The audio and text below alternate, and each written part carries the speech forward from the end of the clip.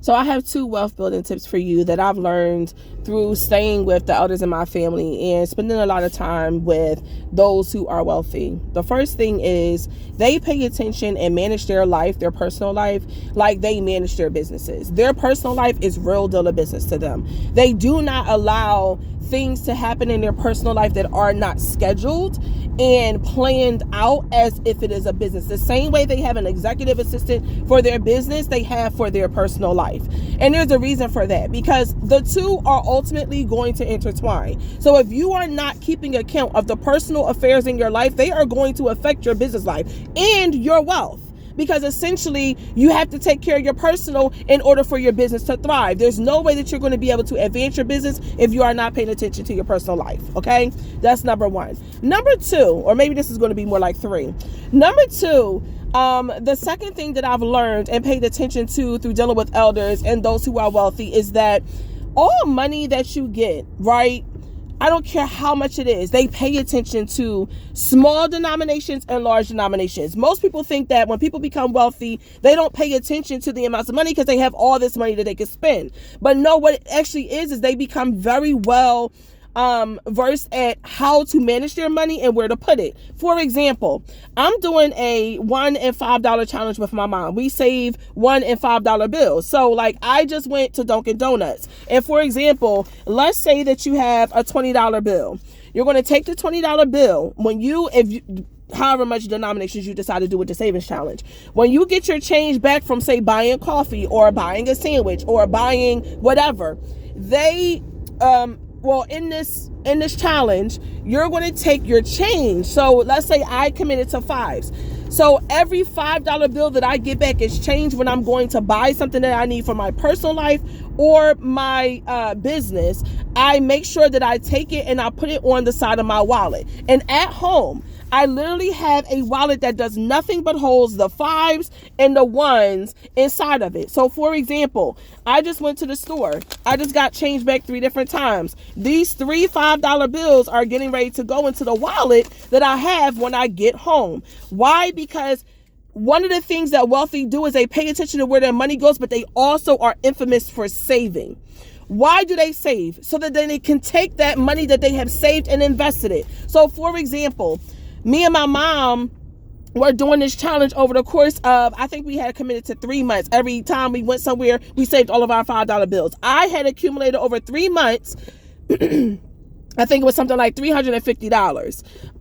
And my mom had accumulated, I think, close to 5. But the point is that money that you're saying, because see, people come to me all the time when they see the prices for courses or products that I offer or training that I offer to get them ahead. They're saying to me, oh, Hadida, I don't have the money to pay for that right now. But they don't realize that the same amount of money, the same $5 bill, the same $1 or $2 that you're spending on coffee every day, if you just took that money and you sacrificed your coffee, you will be able to put it into a wallet and save it over time. Or the thing that you want for your business. For example, I'm looking at a t-shirt press because CEO is getting ready to come out with a apparel line.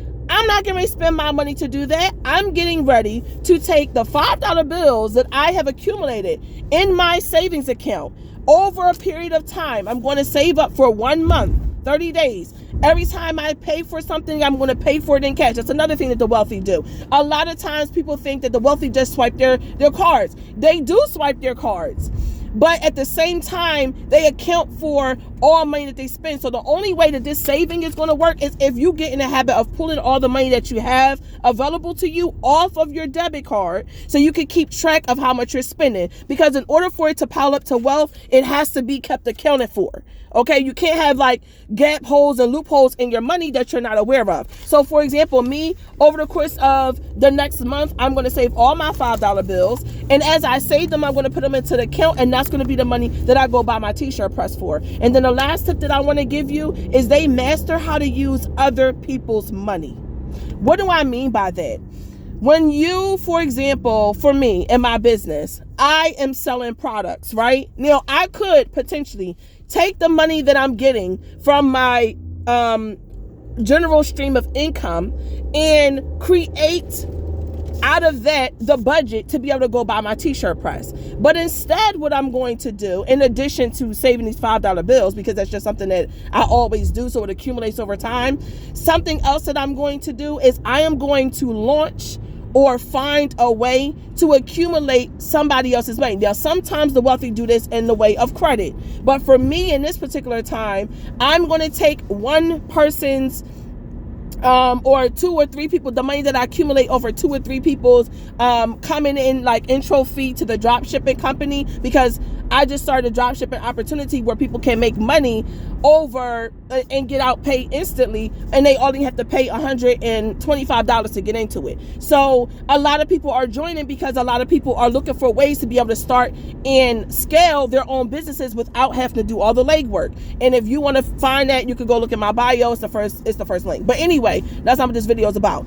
What my point is that over the course of me selling this particular opportunity, I'm going to take that money and I'm going to apply it to the things that I want to invest, which becomes other people's money. Now, normally when the wealthy talk about other people's money, they're referring to, as I said, credit lines and things like that. But in this situation, I'm going to take the money that was given to me through a sale.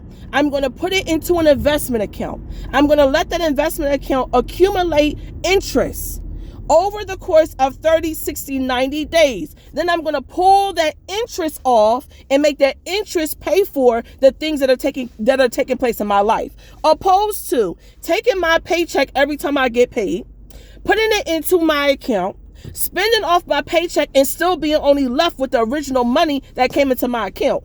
If you get into the habit of placing your paycheck into an account that's going to bear interest, for example, a life insurance policy, or some people are into cryptocurrency. I myself had gained a lot of money over the last couple of weeks ever since the election with cryptocurrency. If you're not into cryptocurrency, that's fine. Do your own thing. But my point is, find some means of being able to invest your cash and bear interest. Take that interest and use that to purchase the things that you need in your life, opposed to the money that you're making from your 9 to 5. So I just want to share a couple of these tips because as I'm driving, I'm thinking about wealth. I'm thinking about expansion. I'm in a very wealth producing energy right now, and I was like, I want to start to share this stuff with the collective so that they can understand some ways that I've learned from, being with millionaires and some of the circles that I'm in. Also investing myself, sitting around the elders, asking them how they built everything that they wanted from a couple of dollars, you know what I mean? And their major thing was, I always saved. So in this situation, hopefully you can find where you fit into this. If you have any questions, drop them down below. I will answer them. And let's just start to build communication about wealth and do this thing together. So I really suggested you start at $5 or even $1. You could do $1. You don't have to do $5, but start something. And every time you break your $1 or your $20 or your $50, put the change that you get from there in that denomination into an envelope, accumulate it over time, and see where you're able to get with whatever your goals are for investment. Peace.